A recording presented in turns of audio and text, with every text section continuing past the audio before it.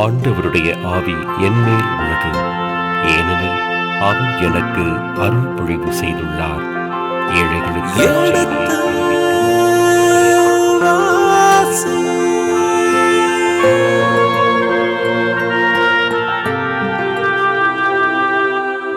எடுத்து வாசி.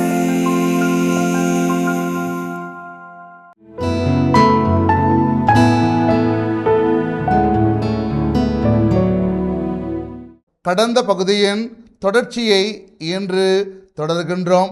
வாருங்கள், இந்த நிகழ்ச்சியை நமக்காக விளக்கங்களோடு தெளிவுபடுத்த இருக்கின்றவர் தந்தை ரேமன் ஜோசப் அவர்களை வரவேற்போம். வணக்கம் தந்தையே. வணக்கம்.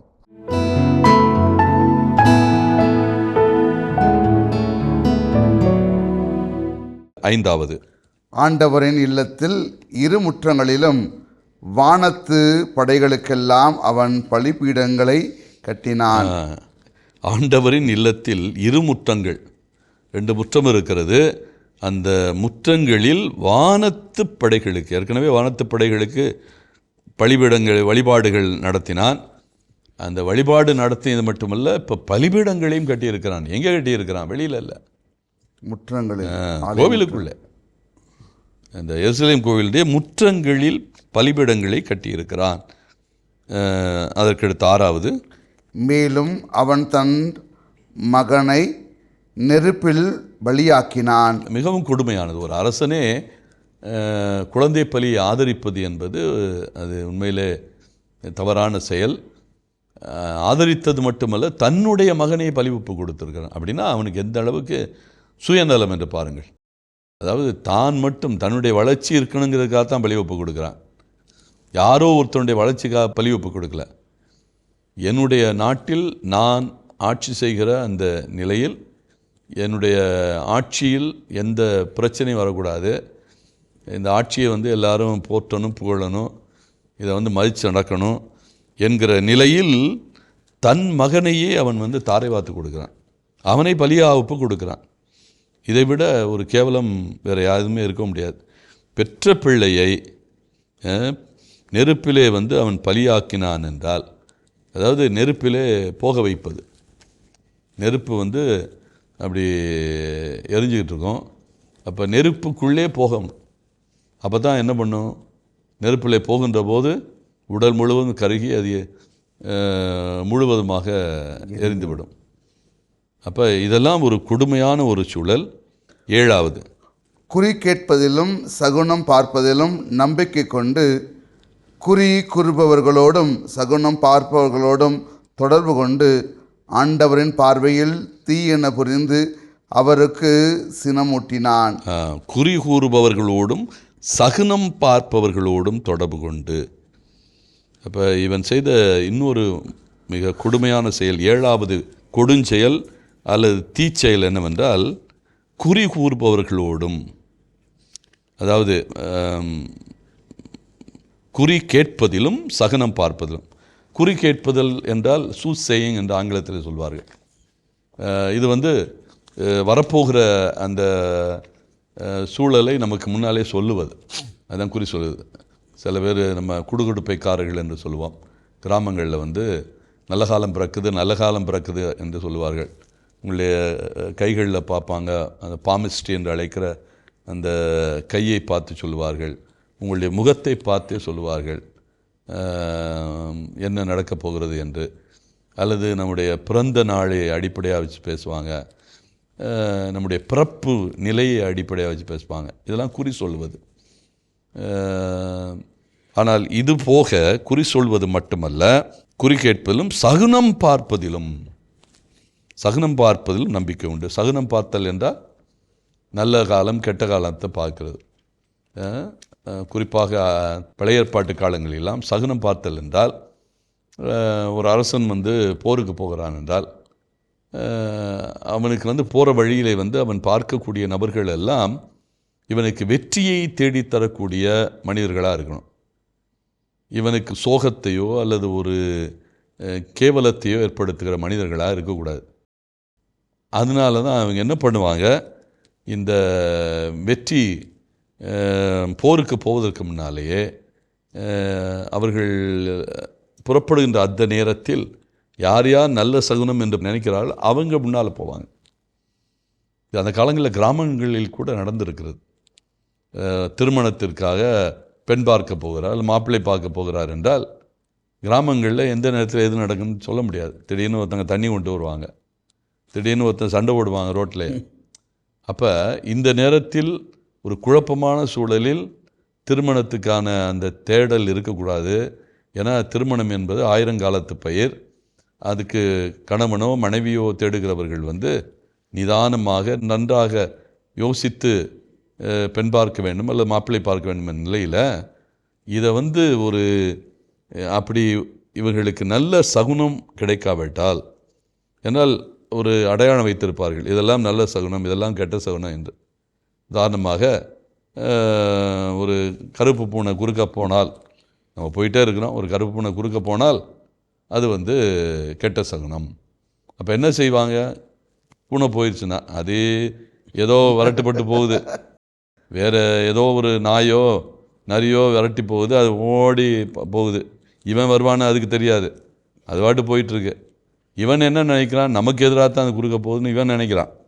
அதனால் அது அப்படி நினைக்கல, பூனை அது தப்பிக்கிறதுக்காக ஓடுது. ஆனால் இவன் அதை தவறான ஒரு புரிதலை மட்டும் இல்லை, ஒரு தவறான அனுமானமாக இருக்கிறது நமக்கு. இதன் வழியாக நமக்கு ஏதோ தீய செயலோ அல்லது தீமையோ நடக்கப் போகிறது என்பதற்கான அறிகுறியாக அவன் பார்க்கிறான், தீமைக்குரிய அறிகுறியாக அவன் பார்க்கிறான். இதே மாதிரி நிறையா, உதாரணமாக யாராவது வெறும் குடத்தை கொண்டு போனால் கூட அதை தவறான சகுனமாக பார்க்கிறவர்கள் எல்லாம் இருக்கிறார்கள். இதுக்காக என்ன பண்ணுவாங்க? திருமணங்களுக்கோ அல்லது பெண் பார்ப்பதற்கோ அல்லது மாப்பிள்ளை பார்ப்பதற்கு போகிறவர்கள் அவர்களுக்கு முன்னாலே வீட்டில் ஒருத்தர் நிறைய கூடத்தை கொண்டு போகிறது மாதிரி கொண்டு வர்றது மாதிரி அமைப்பார்கள். இது மன திருப்திக்கு தான், அது அப்படி நடக்க போகிறதா? ஏன்னா நீயே ஒரு நாடகம்தான் நடத்துகிறாய். ஒரு ஆளை நீ வெளியே அனுப்பி தண்ணியை கொண்டு வர சொல்ல, இது ஒரு நாடகம்தான் கண்டிப்பாக. அதனால் ஒரு நாடகத்தில் போய் ஒரு உண்மையை நம்ம தேட முடியாது. நாடகம் என்பது ஒரு நாம் ஒரு அமைப்பை உருவாக்குகிறோம். அதனால் இது எதை சுட்டி காட்டுகிறது என்றால், நல்ல நேரம் கெட்ட நேரம் இவற்றை இவர்கள் கணித்து தான் செயல்படக்கூடியவர்கள் என்பதை சுட்டி காட்டுகிறது. எனவே இவன் ஊக்கப்படுத்தினான், தானும் அதை பயன்படுத்தினான். சகுனம் பார்ப்பதிலும் குறி கேட்பதிலும் அவன் நம்பிக்கை உண்டிருந்தான் என்பதை சுட்டி காட்டுகிறது. அதற்கடுத்து குறி கூறுபவர்களோடும் சகுனம் பார்ப்பவர்களோடும் தொடர்பு கொண்டு ஆண்டவரின் பார்வையில் தீயென புரிந்து அவருக்கு சினமூட்டினான். குறி கூறுபவர்கள், அது மட்டுமல்ல, சகுனம் பார்ப்பவர்களோடு அவன் தொடர்பிலே இருந்திருக்கிறான். இதில் இன்னொன்று விச் கிராஃப்ட் அப்படின்னு ஒன்று இருக்குது. விச் கிராஃப்ட்னா சூனியக்காரி, சூனியம் வைத்தல் அப்படிம்பாங்க. அதாவது எனக்கு ஒருத்தரை பிடிக்காதுன்னா அந்த என்னை பிடிக்காதவர் என்ன பண்ணுறாரு? என்னுடைய அழிவிற்காக சில நபர்கள் வழியாக சில தீமைகளை எனக்கு அனுப்புவார். நான் அழிந்து போக வேண்டும், நான் நோய்வாய்ப்பட்டு சாக வேண்டும் என்று, இப்படிப்பட்ட ஒரு சிந்தனை. அது உண்மையில் நடக்குதா நடக்கலையாங்கிறது ரெண்டாவது கட்டம். ஆனால் ஒருவர் என்ன நினைக்கிறார்? சில மனிதர்களுக்கு அசாத்திய சக்தி இருக்கிறது, அவர்களால் இன்னொரு மனிதனுக்கு தீமை விளைவிக்க முடியும், ஏதோ ஒரு வழியிலே அவர்கள் அந்த தீமையை விளைவிப்பார்கள். அது மந்திரத்தினாலோ தந்திரத்தினாலோ மாந்திரியத்தினாலோ ஏதாவது ஒரு வழியில் அவர்களால் தீமையை விளைவிக்க முடியும். அப்போ அவர்களை நாம் பயன்படுத்தினால் நமக்கு யார் எதிரிகளோ அவர்களை நாம் முழுவதுமாக அழிக்க முடியும். இதுதான் சூனியம், பில்லி சூனியம் அப்படிம்பாங்க. அதற்கான பொருள்களை கூட பயன்படுத்துவாங்க, எலுமிச்சம்பழத்தை பயன்படுத்துவாங்க, துணிகளை பயன்படுத்துவார். அதுவும் குறிப்பாக யார் அழிக்கப்பட வேண்டும் என்று விரும்புகிறார்களோ அவர்களுடைய பொருட்களை பயன்படுத்தி சூனியம் அல்லது பில்லி சூனியம் வைப்பது, அவர்களுடைய பொருட்களை பயன்படுத்தி. அதனால் இந்த நிலைகளெல்லாம் யார் செஞ்சிட்டு வந்தது? இந்த எசேக்கியாவுடைய மகன் மனாசே செய்து வந்தான். அதாவது எதைதான் தவிர்க்கப்பட வேண்டுமோ எல்லாவற்றையும் அவன் தன்னுடைய வாழ்நாளில் செய்து வந்தான் என்பதைத்தான் சுட்டி காட்டுகிறது. ஆண்டவருடைய பார்வையில் இவையெல்லாம் தீயன புரிந்து சினமூட்டுதல். அவன் செய்த 7 தீச்செயல்களை பார்த்திருக்கிறோம். மேலும் அவன் அசெராவின் செதுக்கிய சிலையை ஆண்டவரின் இல்லத்தில் நிறுவினான். இது அவன் செய்வது 8வது தீச்செயல். அதாவது ஆண்டவருடைய இல்லத்தில் ஏற்கனவே அசேரா கம்பங்களை ஊர்களில் நிறுவி இருக்கிறான். இப்போ அந்த அசேரா கம்பங்களை எங்கே கொண்டு போகிறான்? ஆலயத்திற்குள் சிலையை, கம்பத்தை மட்டும் இல்லை, அந்த கம்பம் என்பது ஒன்று, அந்த கம்பத்தை ஒட்டித்தான் சில சிலைகள்லாம் இருக்கும். இந்த கோவிலிலே சிலைகளை, அசேரா தெய்வத்திற்கு சிலைகளை படைக்கிறான். 8வது. அதற்கடுத்து இவ்விடத்தை பற்றி ஆண்டவர் தாவீதிடமும் அவருடைய மகன் சாலமோனிடமும். 2 அரசர்கள், மாபெரும் அரசர்கள், 40 ஆண்டுகள் ஆட்சி செய்தவர்கள். ஆனால் நன்மைத்தனத்தால் தங்களுடைய ஆட்சியை நிலைநிறுத்தியவர்கள். இவங்கள்ட்ட என்ன சொல்லியிருக்கிறார் ஆண்டவர்? இக்கோவிலிலிருந்தும் இஸ்ரேல் எல்லா குலங்களிலிருந்தும் நான் தேர்ந்து கொண்ட எருசலேமிலும் எனது பெயரை என்றென்றும் விளங்க செய்வேன். அதாவது யாவே என்ன நினைச்சிருக்கிறாரு? அவருடைய பெயர் தான் அவருடைய கோவிலில் என்றென்று விளங்க செய்வேன் என்று வாக்குறுதி தந்திருக்கிறார். ஆனால் இப்போ யாவேயினுடைய பெயர் இந்த கோவில்களில் விளங்குவதற்காக இவங்க யார் பெயரை விளங்க செய்கிறாங்க? அசேரா தெய்வங்களையும். இவர்களுடைய மனதில் எந்த தெய்வம் சிறப்பான தெய்வம் என்று இவர்கள் நினைக்கிறார்களோ அத்தகைய தெய்வங்களையும் இவர்கள் வணங்குகின்ற அளவுக்கு ஏற்பாடு செய்திருக்கிறார்கள். 8வது வசனம். நான் இஸ்ரேலருக்கு கட்டளையிட்ட யாவற்றையும் அவர்கள் பின்பற்றி என் அடியான் மோசே அவர்களுக்கு அளித்த சட்டம் முழுவதையும் கடைபிடித்து வந்தால் அவர்களை நான் இனி அவர்களுடைய மூதாதையருக்கு அளித்த நாட்டிலிருந்து அலைய விட மாட்டேன். இது ஒரு வாக்குறுதி.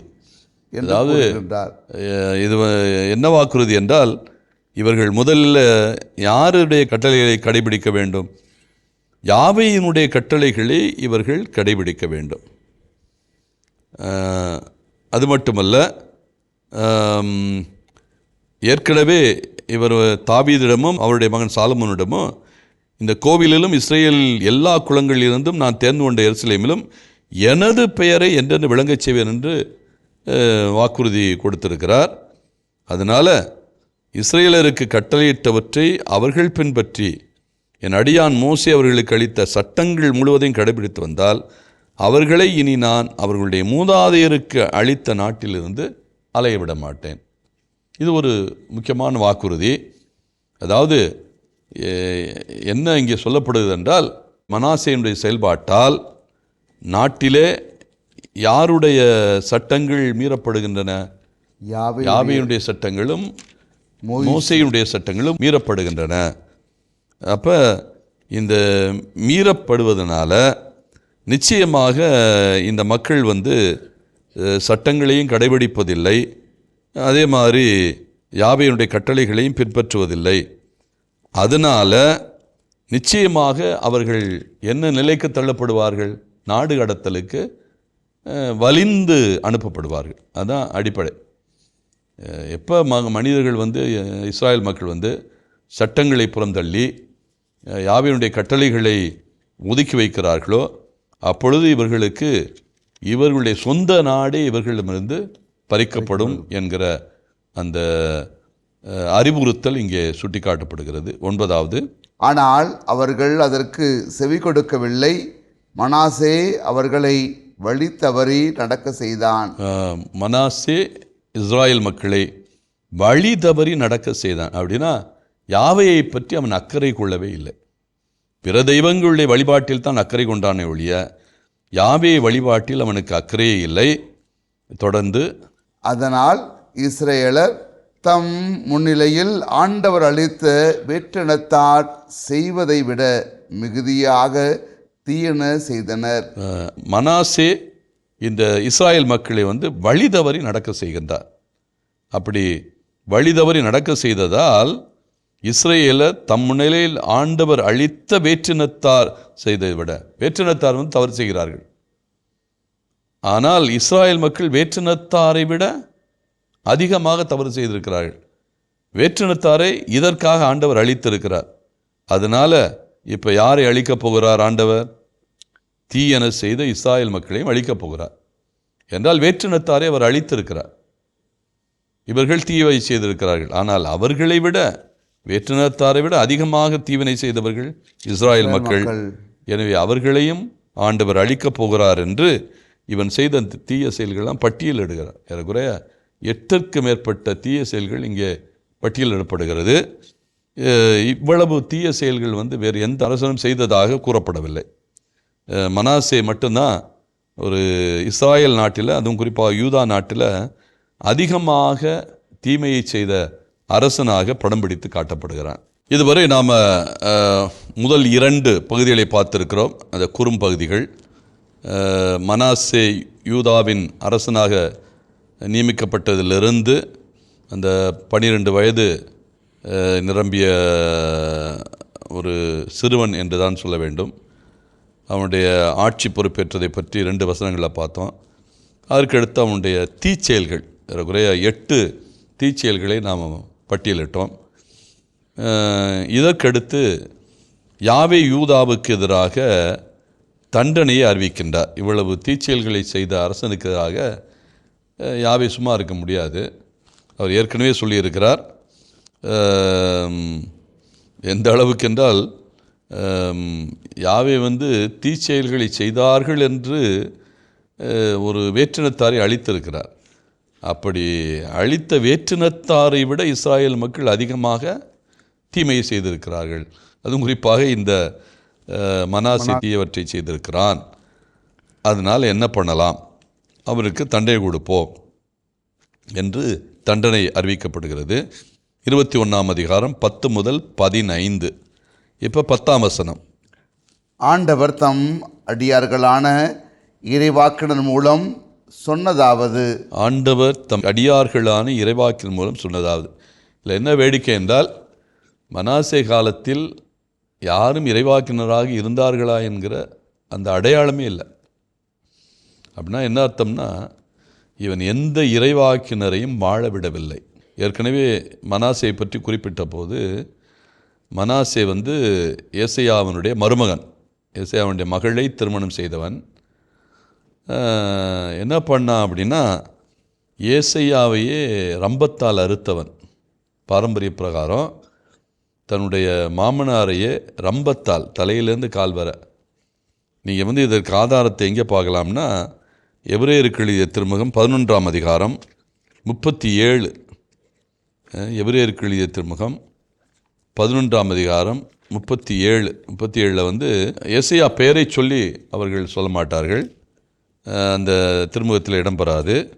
ஆனால் இந்த ரம்பத்தால் அறுக்கப்படுவதை பற்றி குறிப்பு இருக்கிறது. சிலர் கல்லெறியப்பட்டனர், 2ஆக அறுக்கப்பட்டனர். 2ஆக அறுக்கப்பட்டனர் அப்படின்னா, இது ஏசாயாவை குறித்து தான் இந்த 2ஆக அறுக்கப்பட்டனர் என்கிற செய்தி இங்கே இடம்பெறுகிறது என்று நிறையா இந்த பகுதிக்கு விளக்கம் சொல்லுகிறவர்கள் விளக்கி சொல்லுகிறார்கள். என்றால் ஏசையா ரம்பத்தால் அறுக்கப்பட்டார் என்பது ஒரு பாரம்பரியம். அவரை யார் அறுக்க முடியும்? சாமானியர்கள் அறுக்க முடியாது. பொறுப்பிலே அல்லது அதிகாரத்தில் இவரை விட அதிகாரத்தில் இருக்கிறவர் மட்டும்தான் அவருக்கு தண்டனை கொடுக்க முடியும். இவரை விட அதிகாரத்தில் இருப்பவர் யார்? அரசன் தான் இருக்க முடியும். அந்த காலத்தில் அரசன் யார்?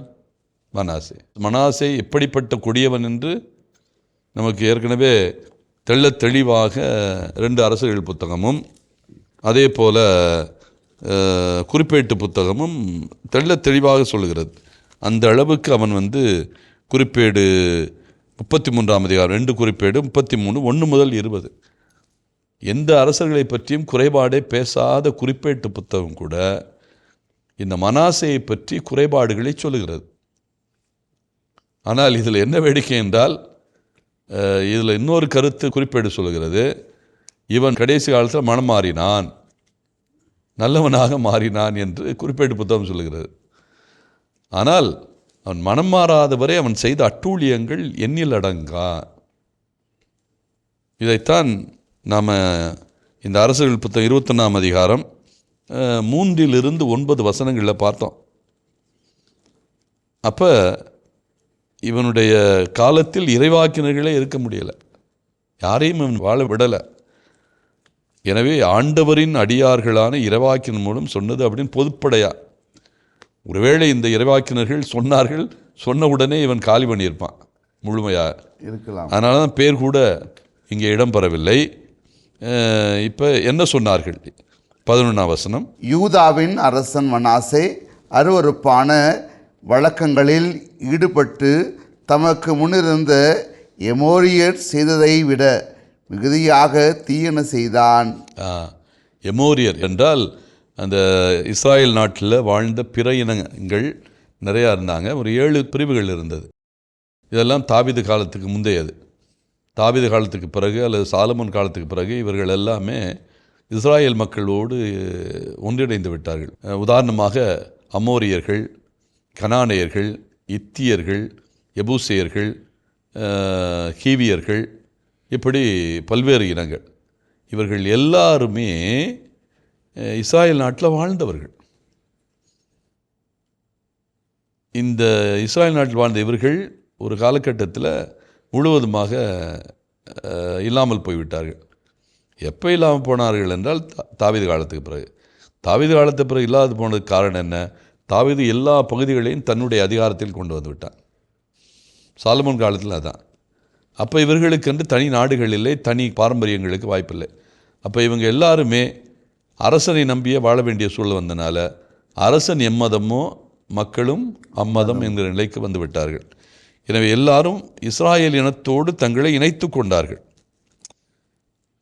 ஆனால் அதற்கு முன்னால் எமோரியர்கள் இருந்தார்கள், அதற்கு முன்னால் இத்தியர்கள் இருந்தார்கள், அதற்கு முன்னால் எபூசியர்கள் இருந்தார்கள், அதற்கு முன்னால் இத்தியர்கள் இருந்தார்கள். இவர்களெல்லாம் இருந்த காலத்தில் இவர்கள் செய்த தீச்செயல்களை விட இப்போ மனாசே காலத்தில் யார் செய்கிறா தீச்செயலை? இஸ்ராயல் மக்கள் செய்கிறார்கள். எனவே முன்பிருந்த எமோரிய செய்தவற்றை விட மிகுதியாக தீயன செய்தான் இந்த மனாசே. இதன் தொடர்ச்சியை அடுத்த பகுதியிலே தொடர்வோம். அதுவரை இணைந்திருங்கள். இயேசுவுக்கே புகழ், இயேசுவுக்கே நன்றி, மரியே வாழ்க. கட்டாயப்படுத்தினான். அதனால் இவன் மட்டும் வழிபடவில்லை. கோவிலில் சிலையை வைத்து மக்களும் வழிபட வேண்டும் என்று ஒரு இஸ்ராயல் நாட்டு அரசனே பிற தெய்வங்க வழிபாட்டை ஊக்குவிக்கிறான். அந்த அளவுக்கு கேடு இவர்களுக்கு வரப்போகிறது. இப்போ காது பிச்சுக்கிட்டு போகிற அளவு கேடு வருதுன்னா என்ன இருக்கணும்? ஒன்று பூகம்பமாக இருக்கணும், இல்லைன்னா மிகப்பெரிய இந்த பேரழிவு, சுனாமி.